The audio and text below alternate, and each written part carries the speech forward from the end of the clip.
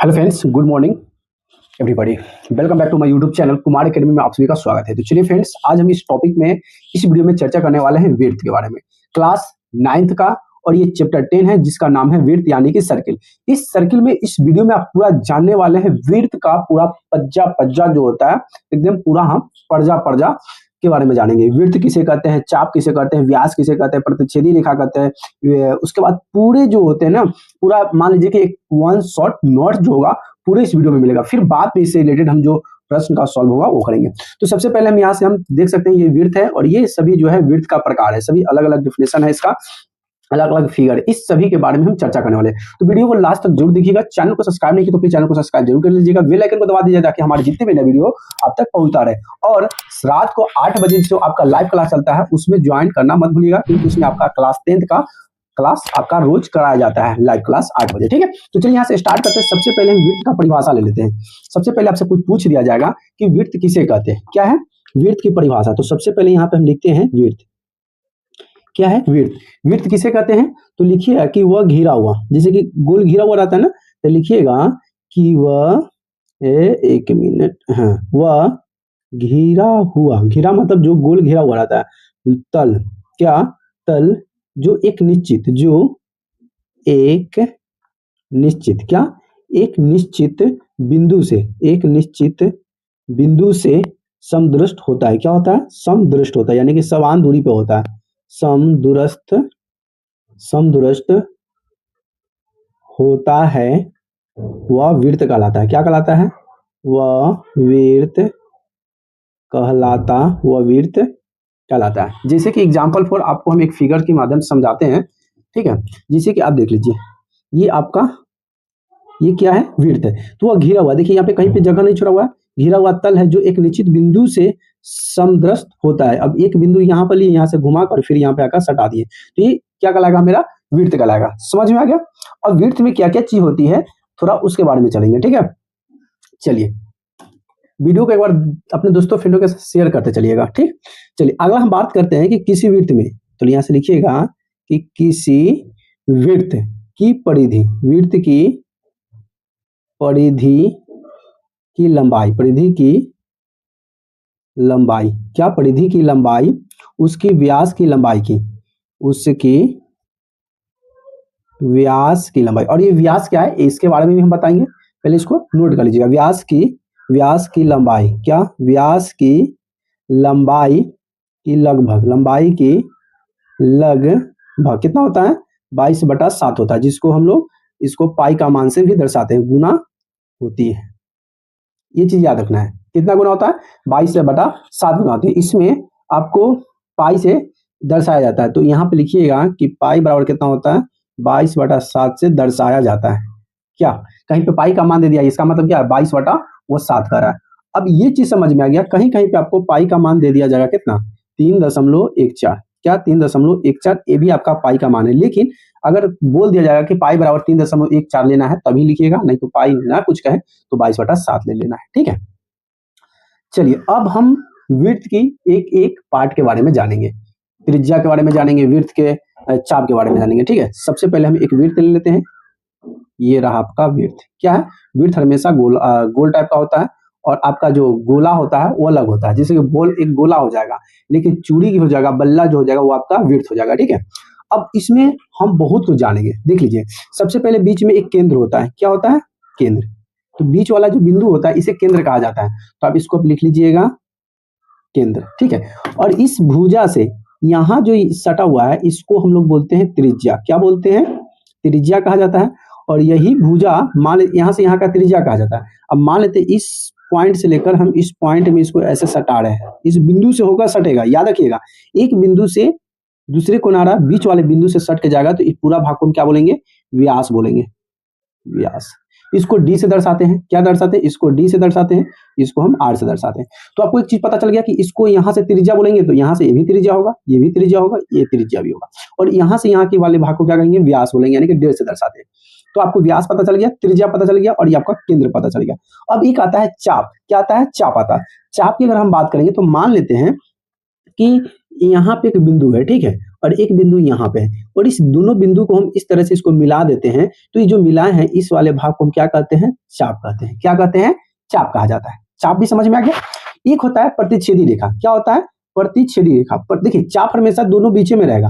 प्रतिच्छेदी का मतलब क्या होता है, एक रेखा को काटकर दूसरी रेखा में जाता है। तो मान लेते हैं कि ये रेखा यहाँ पे आया है और एक रेखा हम यहाँ से इसको ऐसे निकाले, इसको ऐसे निकाल दिए, तो जो ये रेखा निकाले हैं ये हमारा क्या कहलाएगा, ये आपका प्रतिच्छेदी रेखा कहलाएगा। तो इसको कैसे लिखे, प्रतिच्छेदी रेखा, तो हम यहाँ से लिखते हैं, इसको हम क्या बोलेंगे, तो इसको हम बोलेंगे प्रतिच्छेदी, प्रतिच्छेदी रेखा। क्या बोलेंगे, प्रतिच्छेदी रेखा कहेंगे।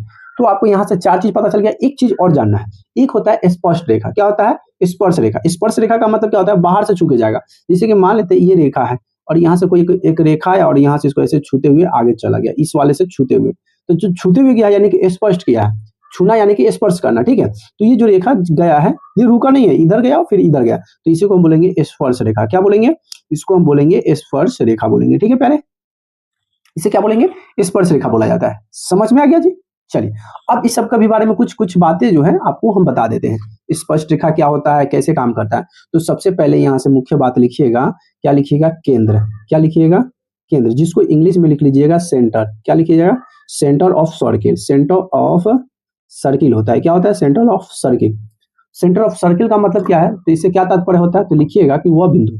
क्या लिखिएगा, कि वह बिंदु। कैसी बिंदु, तो वह बिंदु जो सभी बिंदुओं के समान दूरी, केंद्र यही नहीं है, सबके समान दूरी, ये भी समान, इधर से समान, इधर सबसे समान समान दूरी जाएगा। क्या होगा, सब दूरी समान दूरी जाएगा। तो लिखिएगा वह बिंदु जो वृत्त के सभी, जो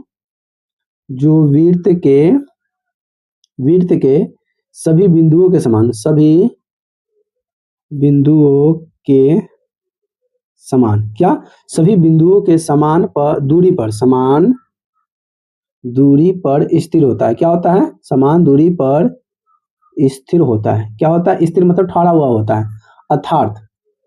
और क्या सकते हैं, तो लिखिएगा कि वह निश्चित बिंदु जो वृत्त के मध्य बिंदु पर होता है उसे केंद्र कहते हैं। तो ऐसे भी लिख सकते हैं कि वह निश्चित बिंदु, वह निश्चित बिंदु, क्या, निश्चित बिंदु जो, क्या लिखिएगा, तो जो वृत्त के मध्य, क्या, वृत्त के मध्य स्थित, क्या, मध्य स्थिर होता है। मध्य मतलब बीच में स्थित हो रहा है, जैसे कि आप देख लीजिएगा ये बीच वाला भाग में स्थित है, तो बीच में इसीलिए हम केंद्र बोलेंगे।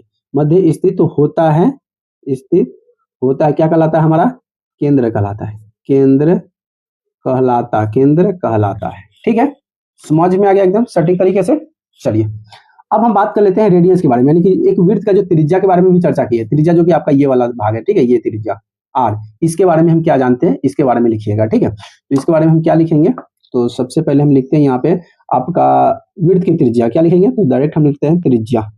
समझ जाइएगा कि ये वृत्त की त्रिज्या है। वृत्त की त्रिज्या क्या कहता है, देखिएगा, तो इसको इंग्लिश में हम रेडियस बोलते हैं। क्या बोलते हैं, रेडियस, सॉरी रेडियस बोलते हैं। ठीक है, तो लिखिएगा कि वृत्त में, क्या लिखिएगा, कि वृत्त में केंद्र से, क्या, केंद्र से परिधि तक, केंद्र से परिधि तक की दूरी को, परिधि तक की दूरी को क्या कहते हैं, दूरी को हम लोग त्रिज्या कहते हैं, त्रिज्या कहते हैं।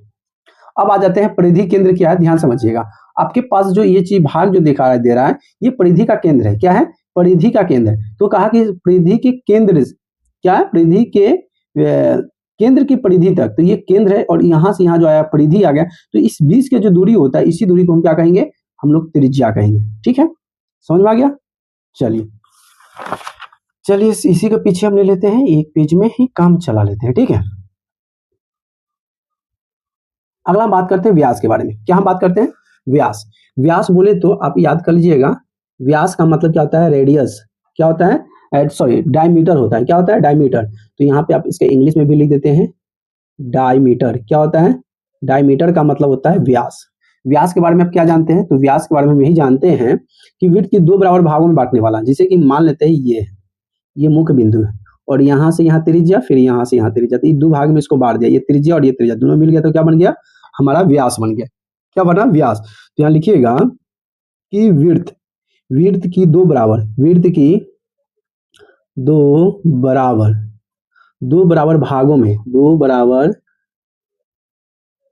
भागों में, तो दो बराबर भागों में क्या करता है, ये बांटने वाली रेखाखंड, क्या, दो बराबर भागों में बांटने बांटने वाली, सॉरी, रेखाखंड, बांटने वाली रेखाखंड को क्या कहते हैं, तो रेखाखंड को हम लोग व्यास कहते हैं, क्या कहते हैं, व्यास, व्यास कहते हैं, क्या कहते हैं, व्यास कहते हैं, समझ में आ गया।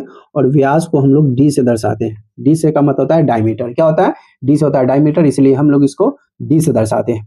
अब एक वो आपका था अर्धवृत्त, क्या है, एक हम बात करने वाले हैं अर्धवृत्त के बारे में। देखिए इस वीडियो में हम पूरा चीज के बारे में चर्चा करने वाले हैं, एक एक टॉपिक आपके लिए इंपॉर्टेंट है, वीडियो लंबा हो उस पर नहीं जाइएगा, वीडियो के अंदर जो क्वालिटी आपको दिया जा रहा है उस पर ध्यान दीजिएगा, ठीक है, वीडियो बड़ा पर नहीं जाइएगा, ठीक।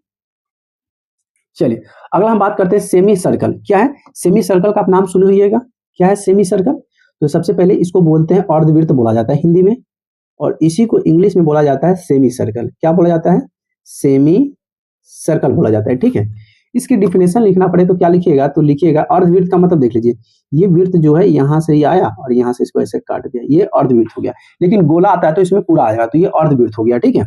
तो अर्धवृत्त क्या कहता है कि किसी वृत्त, तो लिखिएगा कि किसी वृत्त, क्या, किसी वृत्त के एक, क्या, किसी वृत्त के एक बिंदु से गुजरने वाला रेखा, लिखिएगा गुजरने गुजरने वाला रेखा, क्या है, रेखा स्पष्ट रेखा कहलाती है। एक minute, sorry sorry sorry sorry sorry, ये तो आपको गलत हो गया, ये डिफिनेशन नहीं होगा, ये तो एक रेखा से ना कटा, ये तो चाप हो जा रहा है, क्या हो जा रहा है, चाप, आप वृत्त में देखिए हुआ था चाप हो जा रहा है ना, तो ये गलत हो गया, ठीक है। इसको ऐसे लिखिएगा, क्या लिखिएगा, तो लिखिएगा कि किसी वृत्त का वह खंड, किसी वृत्त का वह खंड, क्या, वह खंड जो चाप तथा, तो यहाँ पे जो बना था ये चाप था जो कट गया है, तो चाप तथा व्यास से घिरा हो, चाप तथा व्यास से क्या हो, घिरा हो, व्यास से घिरा हो अर्धवृत्त कहलाता है, घिरा हो आपका अर्धवृत्त, क्या है, अर्धवृत्त कहलाता है, ठीक है। चलिए इसको और दूसरे शब्दों में लिख सकते हैं कि जो मुख्य केंद्र बिंदु होता है उसे अर्धवृत्त भी कहा जाता है, ठीक है, मध्य में, जैसे कि मान लेते हैं चाप, जैसे कि आप एक वृत्त के माध्यम से समझते हैं, ऊपर वाला जो वृत्त है अब हम यहाँ पे चाप बना दिए, यहाँ से इसको ऐसे चाप, तो ये कट गया, तो यही हमारा क्या हो जाएगा, अर्धवृत्त हो जाएगा, ठीक है। चलिए अर्धवृत्त के बारे में जान गए, अब हम बात करने वाले हैं स्पष्ट रेखा के बारे में, किसके बारे में जानेंगे, स्पष्ट रेखा। तो स्पष्ट रेखा क्या है, इसको जिसको हम लोग टेंजेंट बोलते हैं, क्या बोलते हैं, टेंजेंट, जैसे कि एग्जाम्पल फॉर, मतलब हम पहले लिखेंगे स्पर्श, क्या लिखेंगे, स्पर्श रेखा, स्पर्श रेखा मतलब जो छूता है, जिसको बोलते हैं टेंजेंट, क्या बोलेंगे, टेंजेंट बोलेंगे, ठीक है। तो ये स्पर्श रेखा की बात करेंगे तो किसी वृत्त में, तो लिखेंगे यहाँ से कि किसी वृत्त की एक बिंदु, लिखेंगे किसी वृत्त की एक बिंदु, क्या लिखेंगे, किसी वृत्त की एक बिंदु से गुजरने वाली, एक बिंदु से गुजरने वाला रेखा, गुजरने वाला रेखा क्या करता है, स्पष्ट रेखा कहलाता है। जिसे कि देख लीजिए बाहर से ये है, अगर यहाँ से एक रेखा यहाँ से ऐसे गुजर रहा है, क्या है, ये गुजर रहा है, तो ये जो गुजर रहा है रेखा एक बिंदु को छूते हुए जा रहा है, तो इसी को क्या कहेंगे, स्पष्ट रेखा कहेंगे। वही चीज यहाँ पे कि किसी वृत्त की एक बिंदु से गुजरने वाली रेखा क्या कहलाती है, स्पष्ट रेखा कहलाती है। तो यहाँ से लिखेंगे कि स्पर्श रेखा कहलाती है, क्या है, कहलाती, ठीक है। कितना सिंपल और इजी तरीके से हो गया। चलिए अब हम बात करते हैं चाप की, बात करते हैं, क्या करते हैं, चाप, चाप समझ में आता है, चाप क्या होता है। चलिए जो कि पहले आपको हम बताए हैं, जो कि अर्धवृत्त में यहाँ जो आपका था ये अर्धवृत्त था, ठीक है। तो यहाँ पे हम बात करने वाले हैं चाप, जिसको हम लोग इंग्लिश में बोलते हैं आर्क ऑफ, तो यहाँ पे लिखिएगा आर्क ऑफ सर्किल, क्या है, आर्क ऑफ सर्किल की बात करेंगे। तो आप आर्क ऑफ सर्किल में देखें जाएंगे चाप में, तो वृत्त की परिधि के अनुदिश, तो लिखेंगे कि वृत्त की परिधि क्या हो जाएगा, तो वृत्त की परिधि के अनुदिश, परिधि के अनुदिश किन्हीं दो बिंदुओं को लिखिएगा कि किन्हीं दो बिंदुओं को मिलाने वाली वर्क रेखाखंड क्या हो जाएगा? बिंदुओं को मिलाने वाली क्या हो जाएगा? मिलाने वाली वर्क रेखाखंड क्या हो जाएगा? रेखाखंड को क्या कहते हैं? चाप कहते हैं। रेखाखंड को क्या कहते हैं? चाप कहते हैं। क्या कहते हैं? चाप कहते हैं। ठीक है, तो ये चाप के बारे में समझ गए। ठीक,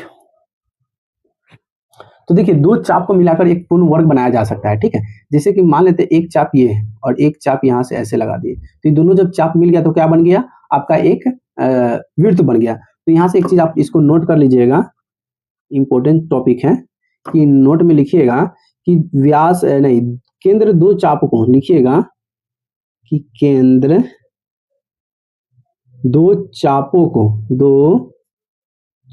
को मिलाकर एक पूर्ण वृत्त बनाता है। एक पूर्ण वृत्त बनाता है। ठीक है, चलिए, तो आप चाप के बारे में ही जान गए। अब जानते हैं कुछ आप जीवा के बारे में। क्या जानेंगे? जीवा के बारे में। ठीक है, ये जीवा है क्या? तो चलिए जीवा के बारे में जानते हैं। जीवा को हम क्या बोलते हैं? कोड बोलते हैं। क्या बोलते हैं? तो लिखिएगा जीवा, जिसको इंग्लिश में बोलिएगा कोड। इसको ध्यान से पढ़िएगा ना तो गलत नहीं पढ़ते, इसको कोड पढ़ते हैं, कोड ऑफ सर्किल। हंसी आना भी एक कला है। ठीक है, इसको आप पढ़िएगा कोड। तो लिखिएगा जीवा में कि वृत्त है। क्या वृत्त के अंदर जीवा होता है? ये वृत्त है। और जीवा आपको क्या कहेंगे? जीवा जो दो भाग में आपका जो बढ़ जाता है, क्या होता है? आपका जीवा जो होता है दो भाग में बढ़ता है। तो यहाँ से आप जीवा के बारे में लिखिएगा कि वृत्त, लिखिएगा कि वृत्त के किसी दो हिस्सों में, तो लिखिएगा कि वृत्त की किसी दो हिस्सों में, क्या? वृत्त के किसी दो हिस्सों में विभाजित करने वाली, दो हिस्सों में विभाजित करने वाली, क्या? विभाजित करने वाली रेखाखंड। जैसे देखिए वृत्त के किसी दो हिस्सों में विभाजित, मान लीजिए यहाँ से हम इसको ऐसे काट दिए, दो हिस्सा में इसको बांट दिए, तो ये हमारा क्या हो गया? जीवा हो गया। क्या हो गया? जीवा। ठीक है, तो इसी को जीवा कहेंगे। तो विभाजित करने वाली आपका क्या हो जाएगा? करने वाली रेखाखंड क्या हो जाएगा?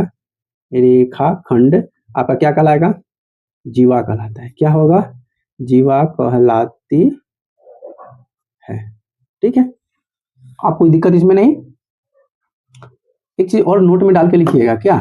एक चीज आप नोट में डाल के लिखिएगा। नोट में क्या डालिएगा कि व्यास जो होता है वृत्त की सबसे बड़ी जीवा होती है। क्या होती है? व्यास, जो कि एक ये है और यहाँ से सीधे रेखा एक बिंदु से एक बिंदु में मिला रहा है, तो ये क्या है? जीवा से भी बड़ा होता है व्यास। तो लिखिएगा कि व्यास, क्या? व्यास वृत्त की सबसे बड़ी क्या हो जाएगी? जीवा होती है। क्या होती है? जीवा होती है।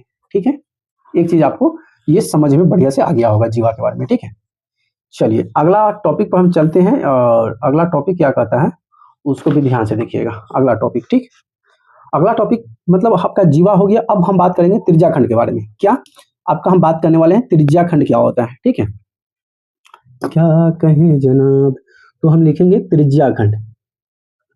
त्रिज्याखंड किसे कहते हैं? तो त्रिज्याखंड जिसको हम लोग इंग्लिश में बोलते हैं सेक्टर ऑफ सर्किल। क्या बोलेंगे? Sector of circle. क्या होगा? Sector of circle. Sector of circle में आप क्या जानेंगे? सेक्टर ऑफ सर्किल किससे कहते हैं?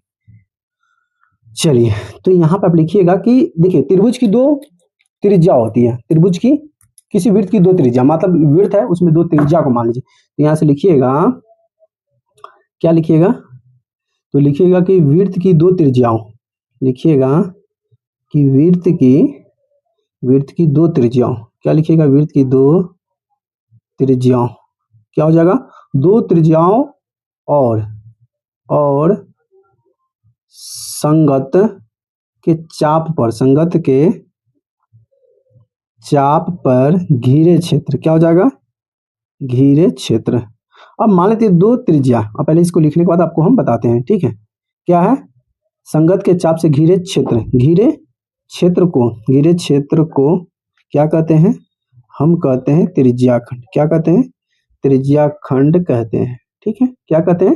त्रिज्या खंड कहते हैं। अब त्रिज्या खंड को दो भाग में बांटा गया, तो लिखिएगा कि त्रिज्या, क्या?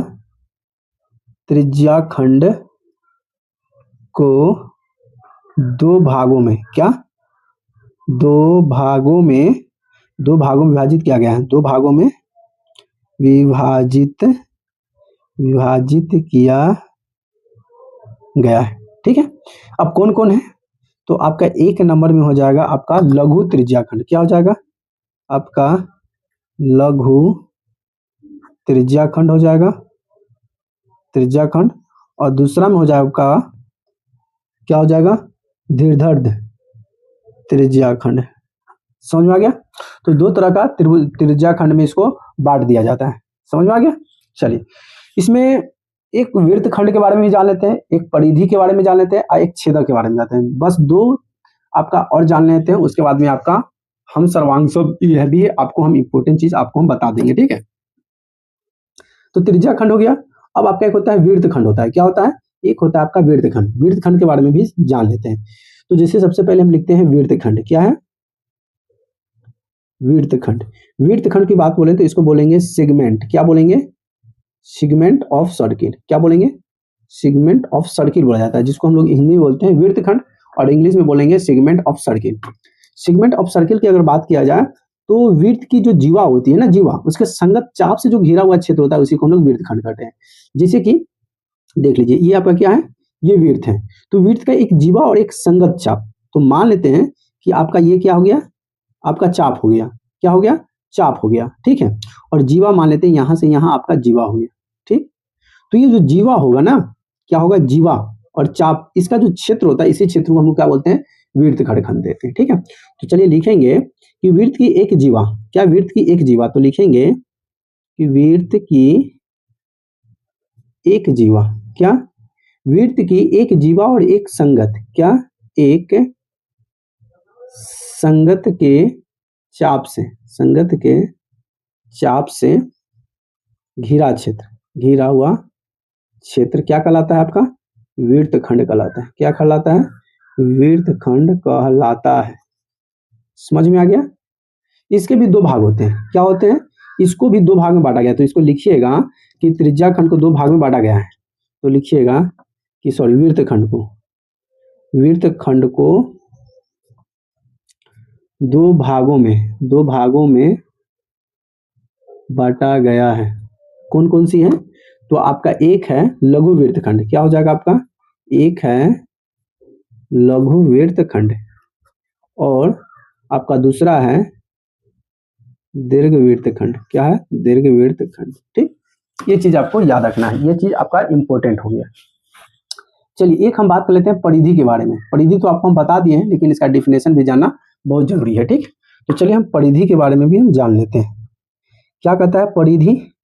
तो लिखिएगा परिधि के बारे में, तो लिखिएगा कि वृत्त को घेरने वाली वक्र रेखा की लंबाई। जिसे कि देख लीजिए, मान लेते कि यहाँ और यहाँ जो रेखा खींच रहा है, तो ये जो रेखा जो खींच रहा है, दोनों की दूरी को मिला रहा है, इसी को हम क्या कहेंगे? परिधि कहेंगे। तो हम लिखेंगे, जिसको सॉरी व्यास कहते हैं। क्या कहते हैं? व्यास कहते हैं। लेकिन परिधि जो है घेरने वाली वक्र रेखा, जिसे कि इधर इधर घेर दिया, तो जो घेरा उसी को हम परिधि कहेंगे। तो लिखिएगा कि वृत्त को घेरने वाली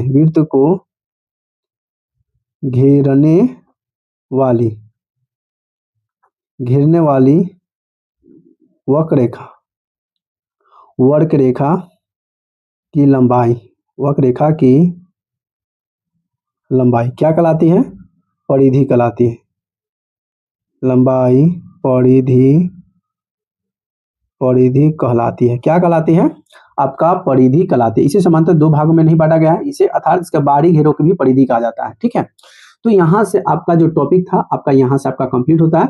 और इम्पोर्टेंट चीज करवा देंगे आपका, वो भी आपको हम इसमें बता ही देते हैं। ठीक है, अब हम बात कर लेते हैं इसका कुछ सूत्र, वृत्त से मोस्ट इंपोर्टेंट फॉर्मूला। तो यहाँ से इसको आप नोट कर लीजिएगा। क्या नोट कीजिएगा? तो यहाँ पे इसको नोट करना है कि जो हम लिखवा रहे हैं, तो लिख लीजिएगा मोस्ट इंपोर्टेंट फॉर्मूला। इस फॉर्मूला को याद रखिएगा ताकि आपको क्वेश्चन बनाते समय आपका इस फार्मूला की जरूरत पड़ेगा। कौन कौन सी फार्मूला है? सबसे पहले आपसे कोई पूछेगा, क्या पूछेगा? सबसे पहले क्वेश्चन पूछेगा कि वृत्त का क्षेत्रफल क्या होता है। वृत्त का क्षेत्रफल, शॉर्टकट में क्षेत्रफल लिखे हैं, ध्यान दीजिएगा। वृत्त का क्षेत्रफल, तो वृत्त का क्षेत्रफल हमेशा याद कर लीजिएगा पाई आर स्क्वायर। क्या याद कीजिएगा? पाई आर स्क्वायर। दूसरा पूछेगा कि वृत्त का परिधि, वृत्त का परिधि, तो परिधि याद कर लीजिएगा 2 पाई आर होता है। क्या होता है? 2 पाई आर होता है।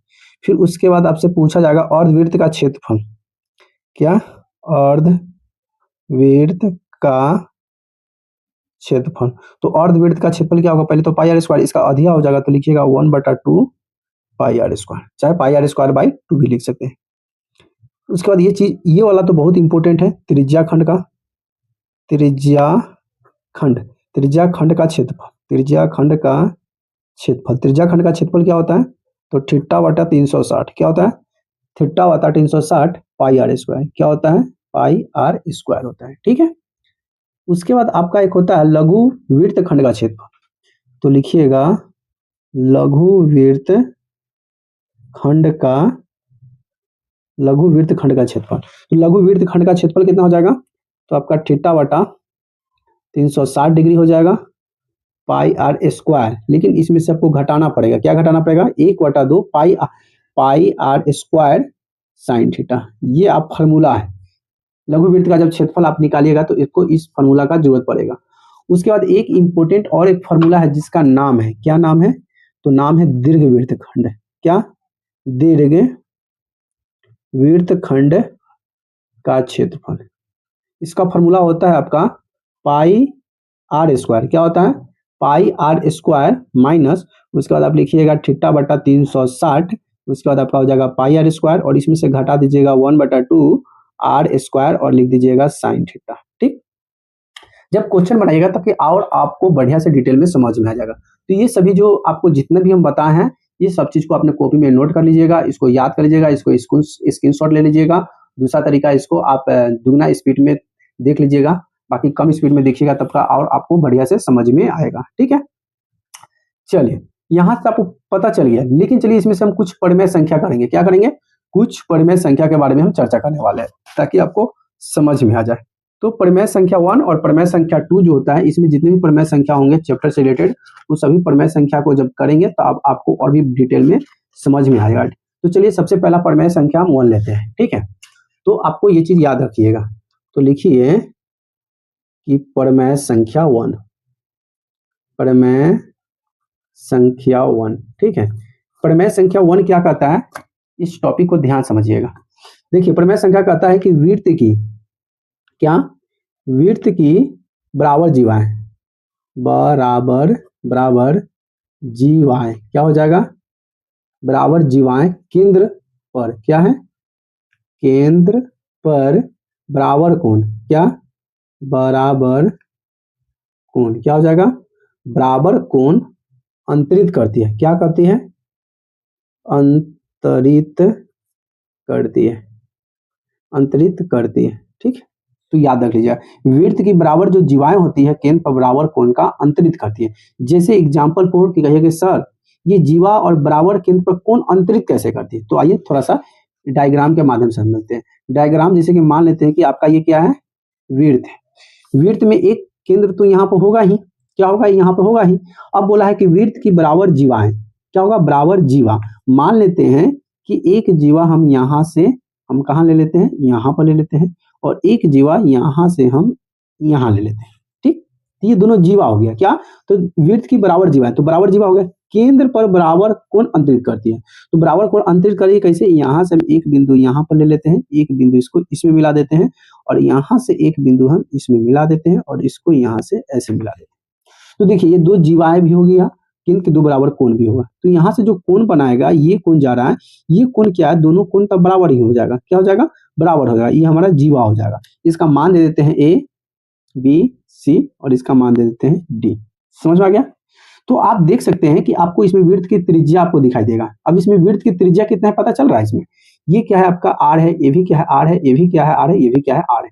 यानी कि 4 को बराबर हो जाएगा। जैसे कि देखिए OA फिर OD, क्या है? ओ ए और ए सी, ये वाला भुजा जो है इसके भुजा के बराबर हो जाएगा, ये वाला भुजा आपका इसके भुजा के बराबर हो जाएगा। तो सभी क्या है आपका एक दूसरे से क्या है बराबर है, तो ये वृत्त की त्रिज्या हो जाएगा। क्या इसमें लिख के बता दूं क्या? चलिए तो हम लिखेंगे, बता देते हैं कि इसमें आप लिखिएगा आपका त्रिभुज इसमें दो है, तो आप लिखिएगा कि त्रिभुज ए ओ बी तथा डी ओ सी, तो लिखिएगा डी ओ सी में आप क्या देख रहे हैं, तो आप देख रहे हैं कि ओ ए कहाँ पे है, यहाँ पे है ओ और यहाँ पे है, ये वाला भुजा जो है आपका किसके भुजा के बराबर है, इस भुजा के बराबर है, किसका है, ओ ए जो बराबर है ओ सी के बराबर है, तो लिख सकते हैं ओ ए बराबर ओ सी, ये क्या है त्रिज्या है, क्या है त्रिभुज की त्रिज्या है। उसी तरह से आप देख सकते हैं ओ भी ले लीजिए, ये ओ है और ये बी है, तो ओ भी बराबर किसका हो जाएगा, ये जो भुजा होगा अब इसके भुजा के बराबर हो जाएगा, यानी कि ओ डी के बराबर हो जाएगा, ये भी क्या है आपका त्रिज्या हो जाएगा। और ए बी, यहाँ से ए और ये वाला जो त्रिज्या आ रहा है तो ये भुजा इसके चाप के बराबर हो जाएगा, तो यहाँ पे लिखिएगा कि ए बी जो बराबर है आपका सी डी, ये आपका दिया हुआ है। तो इस तरह से आप देख सकते हैं कि सभी भुजा जो है आपका साइड साइड बराबर है, तो आप इसके सर्वांगत त्रिभुज संगत भुजा भी कर सकते हैं, क्या कर सकते हैं, संगत भुजा कर सकते हैं। चलिए एक और परिमेय संख्या ले लेते हैं, परिमेय संख्या को याद करना बहुत जरूरी है, जब क्वेश्चन बनाइएगा तो परिमेय संख्या जब याद रहेगा तो आप उसको सॉल्व कर सकते हैं। तो यहाँ लिखिएगा परिमेय संख्या, परिमेय संख्या 2 और बुक के हिसाब से लिखिएगा 10.2 और ये आपका हो जाएगा 10.1, ठीक है, ये आपका बुक के हिसाब से चलिएगा, तो नहीं तो परिमेय संख्या 1 परिमेय संख्या 2। अब इसका डिफिनेशन की बात करेंगे, डिफिनेशन क्या कहता है कि यदि वृत्त, लिखिएगा कि यदि एक वृत्त की जीवाओं, क्या हो जाएगा, जीवाओं द्वारा केंद्र, क्या हो जाएगा, जीवाओं द्वारा केंद्र पर अंतरित, क्या है, अंतरित कोण बराबर हो तो वे जीवाएं, क्या होगा, वे जीवाएं बराबर होती है, वे जीवाएं बराबर होती है, ठीक है। चलिए इसको कुछ थोड़ा सा पिक्चर से समझिएगा, तो पिक्चर से समझना क्या है, आपको बस ये समझ लीजिए कि एक वृत्त की जीवाएं द्वारा केंद्र पर आंतरिक कोण बराबर होता है तो उसकी जीवाएं भी क्या होती है, बराबर होती है। तो फ्रेंड्स यहाँ से आपको हम जितने भी करा दिए ये सभी क्वेश्चन आपका मोस्ट इंपोर्टेंट मतलब वन शॉट नोट्स हैं, ठीक है। इसमें आपको अच्छा चलिए एक परिमेय संख्या और भी कर लेते हैं, परिमेय संख्या 3 क्या है, चलिए एक और कर लेते हैं परिमेय संख्या 3। तो यहाँ पे लिखते हैं परिमेय संख्या 10.3, ये एनसीईआरटी का बुक में आपको देखने को मिलेगा, आप वहां से समझ के भी बना सकते हैं। तो लिखिएगा कि एक वृत्त के केंद्र से एक जीवा को क्या करते हैं, समद्विभाजित का मतलब होता है समान मतलब भाग में बांट देना, यानी कि समद्विभाजित करने के लिए खींची गई रेखा, क्या खींची गई रेखा को हम क्या कहते हैं, हम जीवा पर लंब होती है रेखा, खींची गई रेखा जीवा पर क्या होती है, लंब होती है, क्या होती है, लंब होती है, ठीक। तो फ्रेंड्स इस तरह से आप जितने भी वृत्त से संबंधित थे तो भाई मेरे जो कमेंट किए थे उनके लिए आपका ये चीज इंपॉर्टेंट हो गया है। आप इस सबको माध्यम से आशा ना पूरा विश्वास करते हैं कि आपका ये वीडियो बहुत हेल्पफुल होगा और हर चीज आपके लिए बहुत समझ में आएगा, ठीक है। और ये चीज वाला जो भाग है आप ये वाला चीज तो इम्पोर्टेंट है, आपका ये फार्मूला वाला भाग मोस्ट इंपोर्टेंट फार्मूला, आपको इसको हमेशा याद करना पड़ेगा, जब भी क्वेश्चन बनाने बैठिएगा ये चीज आपको याद करना है, ठीक है। तो चलिए फ्रेंड्स वीडियो के यहीं तक अंत करते हैं। हमारे वीडियो कैसे लगे प्लीज कमेंट करके जरूर बताइएगा। अगर वीडियो अच्छी लगे तो वीडियो को लाइक कमेंट शेयर जरूर कर दीजिएगा। और आप रात को क्या कर सकते हैं, नाइट में आप लाइव सेशन में जुड़ सकते हैं जो कि 8 बजकर पूरा PM में आपका क्लास जो होता है डेली चलता है, नाइट में डेली, ठीक है। आप उसमें ज्वाइन हो सकते हैं और उसमें आप रोज वहां पे आप सॉल्व कर सकते हैं, ठीक है, जहां पे 10th क्लास का सब कुछ मिलेगा। तो चलिए फ्रेंड्स वीडियो को यहीं तक अंत करते हैं। हमारे वीडियो अच्छी लगे तो वीडियो को एक बार लाइक कमेंट शेयर जरूर कर दीजिएगा। अभी से चैनल को सब्सक्राइब नहीं तो प्लीज चैनल को सब्सक्राइब भी जरूर कर लीजिएगा। तो चलिए मिलते हैं फिर से आपसे रात को मिलते हैं लाइव क्लास में, तब तक जय श्री राम, राधे राधे।